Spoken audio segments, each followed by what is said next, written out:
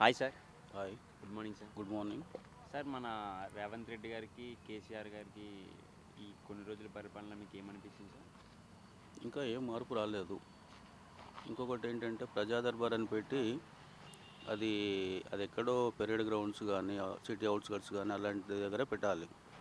అది వారానికి ఒక రోజు అలాంటిది 2 రోజుల్లో పెట్టాలి.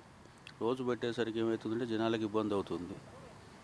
ఇక్కడికి వచ్చే వాళ్ళకి ఎక్కడెక్కడి నుంచో వస్తున్నారు. అంతమంది అక్కడ ఉండే వరకు ఆయనకు అంత టైం ఎక్కడ ఉంటుంది అని చూసుకోవాలి కదా.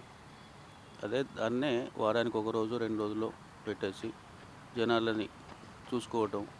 అది ఎక్కడో పెరేడ్ గ్రౌండ్ కానీ ఎన్టీఆర్ స్టేడియం కానీ అలాంటి చోట్లలో ఎవరికి ఇబ్బంది కాకుండా ఓపెన్ ప్లేస్లో పెట్టుకొని అది ఒక వారానికి 2 రోజులు 3 రోజులు అలా పెట్టుకొని అందరూ మినిస్టర్లు దానికి సంబంధించిన వాళ్ళు చేసుకుంటే బాగుంటుంది.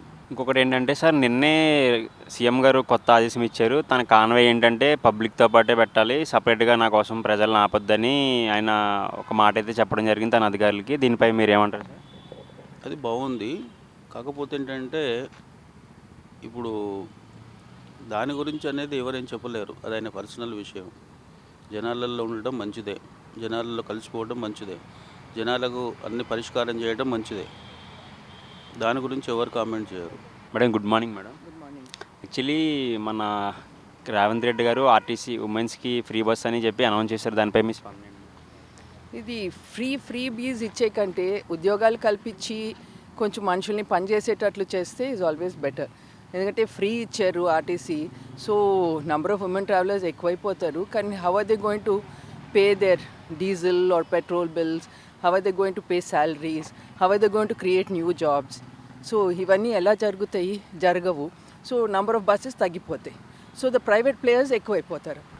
సో మనుషులకి డబుల్ ఖర్చు అయిపోతుంది. వాళ్ళకి అది అర్థం కాదు. The illiterate and the lower class వాళ్ళకి అర్థం కాదు కదా. సో ఏం చేస్తాం? So this the government policy. తమిళనాడులో ఇట్ వాజ్ చాలా సంవత్సరాల నుంచి ఉంది. So I think Jayalalithaa time నుంచి ఉంది the free bus for ladies. So అది ఏమైంది? The bus service to the ఊర్లు తగ్గిపోయినాయి. సో 4 బస్సులు ఉండేవి, సో 2 బస్సులే అయిపోయినాయి. So this is what will happen. The repercussions will be there. So I think it is better to improve the system and better to give concession. Senior citizen concession ఇవ్వండి, male female what ever, give concession. స్టూడెంట్స్కి concession ఇవ్వండి. Why only హ్యాండిక్యాప్డ్కి concession ఇవ్వండి. Make the buses more handicap friendly. So అంటే అది ఎక్కడానికి చాలా కష్టం ఉంటుంది హ్యాండిక్యాప్డ్ వాళ్ళకి బస్ ఎక్కడానికి.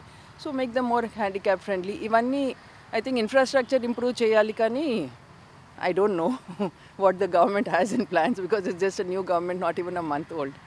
One more question madam. Actually what about your opinion on ప్రజా Darbar madam? On?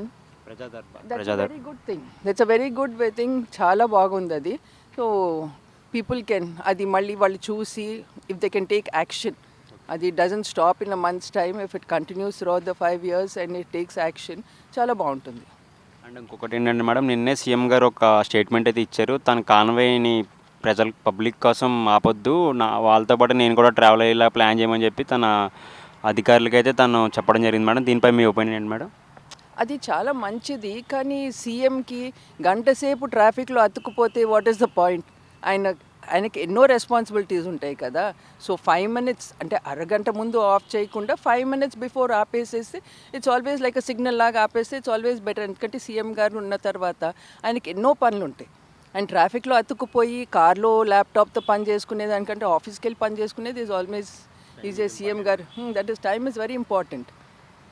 Okay madam, thank you madam. Thank you.